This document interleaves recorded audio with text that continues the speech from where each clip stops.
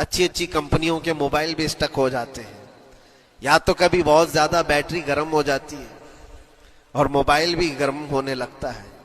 फिर इसका हल क्या है? एक्सपर्ट से पूछते हैं। इंसान एक फोन की तरह है। फोन की मिसाल से समझाया है मुफ्ती सलमान अजहरी ने। देखिए और वीडियो को आगे शेयर कर देना। और मैं देखता हूं मोबाइल को, अब सबके हाथों में मोबाइल है और कभी कभार ये स्टक भी होता है। अच्छी अच्छी कंपनियों के मोबाइल भी स्टक हो जाते हैं, या तो कभी बहुत ज्यादा बैटरी गर्म हो जाती है और मोबाइल भी गर्म होने लगता है। फिर इसका हल क्या है? एक्सपर्ट से पूछते हैं। मोबाइल कभी हैंग हो रहा है या कभी बहुत बैटरी गर्म हो रही है, इसके रीजन क्या है? तो वो एक्सपर्ट यही बताते हैं कि इसके ऊपर ओवरलोड हो सकता है, बहुत ज्यादा इसमें डाटा जमा हो चुका है और फिर बैकग्राउंड में एक्टिव है बहुत ज्यादा, जिसकी वजह से बैटरी हार्मफुल है, बहुत ज्यादा गर्म हो जाती है। या तो फिर एक साथ कई चीजें इसके अंदर डाल दी जाती हैं तो इसका प्रोसेस कम हो जाता है, स्टक हो जाती है। ये तो मोबाइल है जो तुम्हें सिखा रहा है। यही चीज है दुनिया के हमारे इस लाइफ में, हमारी जिंदगी में बहुत ज्यादा चीजें अगर दिमाग में आ जाती है तो फिर दिमाग गर्म भी हो जाता है और स्टक भी होता है, हर चीज सोचने से भी आरी हो जाता है, सही तरीके के फैसले नहीं ले पाता। अच्छा, नुकसान क्या है इसका? सेम हमने मोबाइल एक्सपर्ट से भी पूछा। जब मोबाइल बहुत ज्यादा गर्म होने लगे या स्टक होने लगे तो इसको क्या करना चाहिए? तो एक्सपर्ट्स बताते हैं कि इसके रेडिएशन बहुत ज्यादा होते हैं उस वक्त और ये नुकसान पहुंचा सकता है। जो इस्तेमाल कर रहा है उसके दिमाग पर भी असर करेगा, आसपास के लोगों पर भी असर करेगा।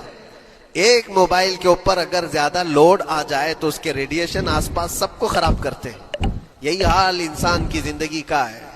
तुम्हारे दिमाग के ऊपर अगर गम ज्यादा बैठ गए और बहुत ज्यादा दिमाग हावी हो गया तो खुद का तो नुकसान करोगी ही, आसपास जितने हैं सबका नुकसान करोगे।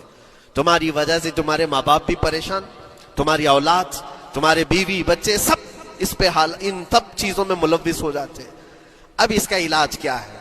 कहा गया मोबाइल को ऑफ कर दो, डाटा कम कर दो, इसके अंदर से कुछ चीजें डिलीट कर दो, फिर ये अपने नॉर्मल हालत में आ जाएगा। सेम आपके लिए भी है, दिमाग में दुनिया के बहुत सारे फितूर भरे हो तो थोड़ी चीजें डिलीट कर दो, थोड़े दिनों के लिए अपनी इस एक्टिव लाइफ को रोक दो और आ जाओ अल्लाह की बारगाह में और आंख बंद करके उसकी तरफ लौ लगाओ।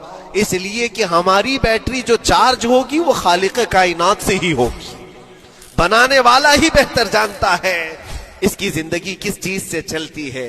और इसीलिए कहा है, इमाम गजाली रहमतुल्लाह ताला अलैह फरमाते हैं, जो बंदा अल्लाह के जिक्र से कई दिन तक गाफिल होता है तो मुर्दा लाश है जो चल रहा है, बाजारों में जो चल फिर रहा है, जिक्र इलाही नहीं करता तो इसकी रूह खत्म होने के करीब आई है, ये जिंदा लाश है। यहां जमाने हो गए, महीनों बीत गए, बरसों हो जाते हैं, कितने दिन ऐसे हैं आपने अल्लाह के जिक्र के लिए अलग से वक्त निकाला हो? कहां है वक्त? नमाज भी ऐसे पढ़ करके भाग जाते हैं जैसे लगता है कि कोई चीज हमारे ऊपर सवार थी, जल्दी से हटा दी और भाग गया। नहीं मेरे अजीजों, हमारी रूह जब बीमार होती है, हमारी रूह को जब भूख लगती है तो अल्लाह के जिक्र से इसका इलाज भी होता है और इसको रिस्क भी मिलता है। लेकिन हम रिस्क देते ही नहीं।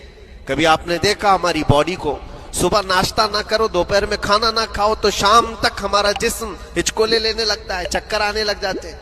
क्यों?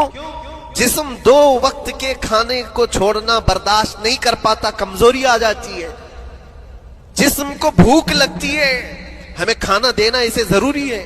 इसी तरह अल्लाह ने हमारी जो रूह बनाया है, रूह को भी रिस्क की जरूरत है। और रूह का रिस्क क्या है? रूह का खाना पीना क्या है?